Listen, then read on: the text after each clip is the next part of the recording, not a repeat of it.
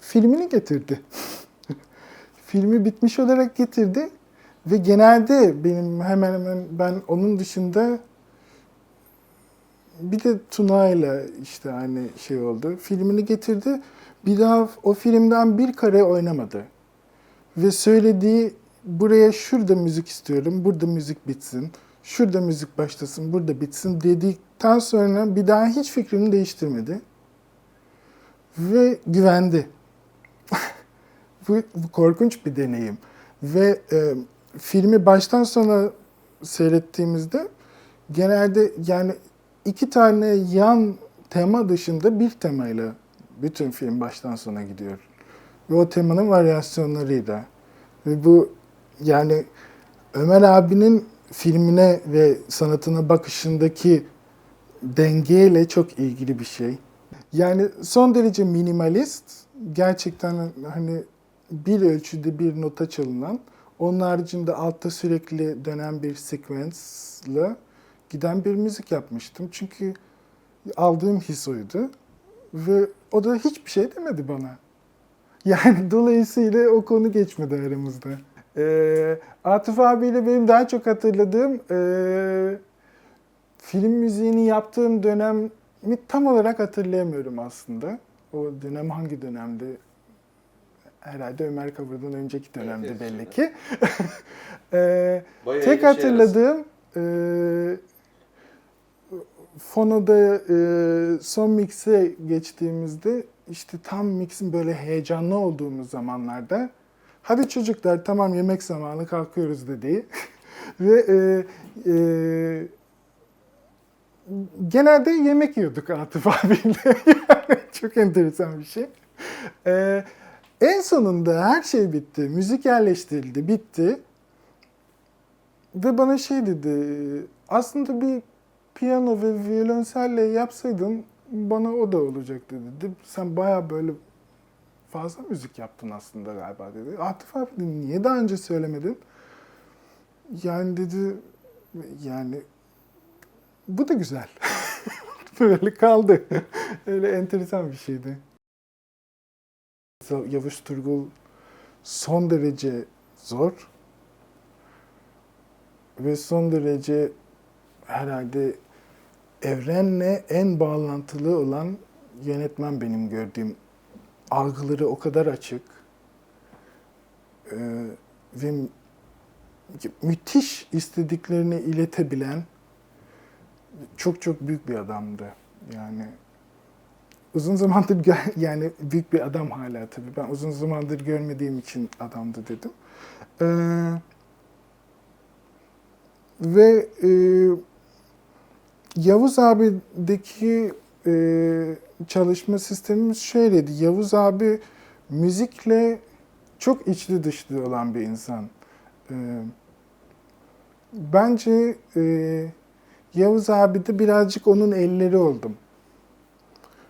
Pratikte müziğe dökemediği şeyleri ben onun için müziğe döktüm. Ama entelektüel olarak zaten onun kafasında olan şeyi ben yapmak zorunda kaldım diyeyim. Çok fazla yaratıcılık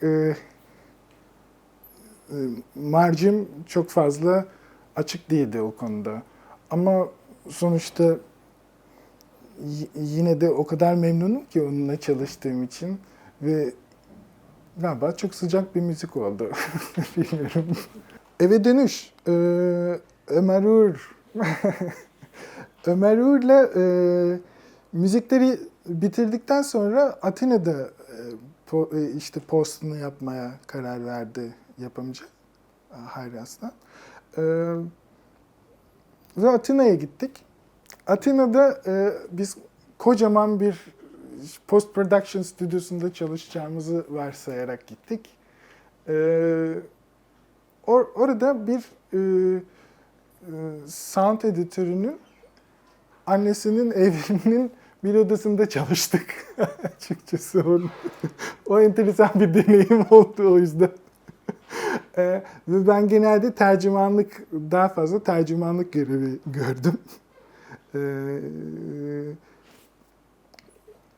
Ve Ömer Uğur'la çok güzel bir Atina hatıramız oldu diyebilirim. Güç Sancısı Salkım Hanım'ın tanelerine göre Tom Tomris çok daha sakinleşmiş bir Tomris'le çalıştım. Birinci filmde çünkü çok bayağı bir birbirimize girerek çalışmıştık. İkinci filmde benden bir demo istedi. Bu arada ben bir sıkıntımı da söyleyeyim. Bu demo olayları beni son derece rahatsız ediyor son zamanlarda. Sonuçta benim anlayışım eskiden öyleydi ya da bana öyle denk geldi hep. Bu filmin müziğini sen yapacaksın. Birlikte yola çıkıyoruz ile. Ya bir tane demo hazırla, beğenirsek yaparız yoksa başka birini buluruz arasında. Benim motivasyonum açısından çok büyük bir farklılık oluyor. Neyse demo yaptım ama sonuçta Tomris istediği için. Ve demoyu sevdi. Gerisi ipek söküydü aslında. Her şey yolunda gitti. Herhangi bir problem yaşamadık. Adını sen koy. Tuna Kiremitçi. Herkesin genelde yazar olarak bildiği ama sinema televizyon mezunu olan Tuna Kiremitçi.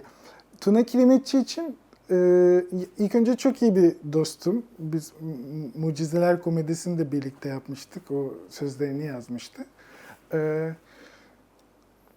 Şöyle bir şey diyebilirim. Benim için Ömer Kavur'dan sonra en ne yapmak istediğinde kararlı olan yönetmen diyebilirim. Aynı şeyi yaşadık Ömer abiyle olan. Filmini getirdi, temaları verdim, beğendi, yerleştirdik, beğendi. 2-3 tane bana da uygun gelen yorumda bulundu. Onları da toparladık ve çok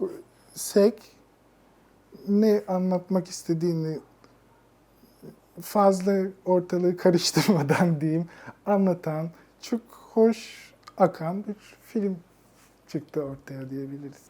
Bir belgesel ya da bir tiyatro ya da bir sinema filmi müziği yapmak arasındaki fark aslında çok büyük bir fark yok bence. Çünkü tümünde aslında başka bir insanın vizyonuna bir adaptasyon yapıyorsun, müzikal bir adaptasyon yapıyorsun. Dolayısıyla her birinde sen başka birinin ruhunun içine girmen gerekiyor.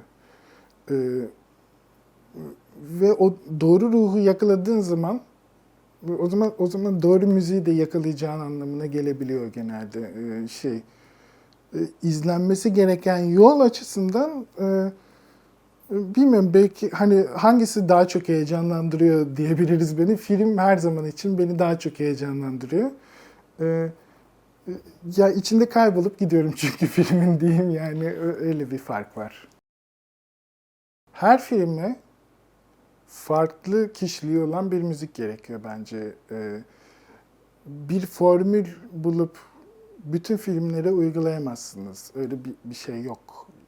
Nasıl her filminde kendine özgü bir karakteri varsa, o filme hizmet eden müziğindeki her zaman film müziği filme hizmet eder. Öyle kendi başına. Yani ne kadar ben Ennio Morricone'ye tapsam da ve ne kadar çoğu zaman filmin üstünde kalsa da ne falan gibi şeyler olsa da o da sonuçta filme hizmet etmiştir. Çok göze sokarak da olsa aslında film de o filmler de çok marjinal filmler sonuçta. Her zaman o filmin karakterine uygun müzik yapmak gerektiği için bir formül yok. Bu konuda yani kitaplar da okumuşumdur. Kimsenin bu konuda bir formülasyon geliştirebileceğine inanmıyorum. Olamaz öyle bir şey yani. Tiyatroda en önemli farklılık, belgesel ve sinemaya göre en önemli farklılık şu. film ve belgeseli çektiğiniz zaman ve montajını yaptığınız zaman bir daha değişmez. Süre olarak hiçbir şey değişmez. Oysa tiyatroda bir müzik yapıyorsanız her temsilde farklı bir şey olur. Orada çünkü her zaman interaktif bir şey vardır. Müzik de aynı şekilde salınabilmeli. Eğer statik bir müzik yaparsanız o müzik o oyunla birlikte yaşayamaz. En büyük farklılık herhalde o. Onun için yaptığım müziklerde mümkün olduğunca oyunun o sürekli yaşayan, sürekli değişebilen, hareket eden organik yapısına uyum sağlamaya çalışıyorum.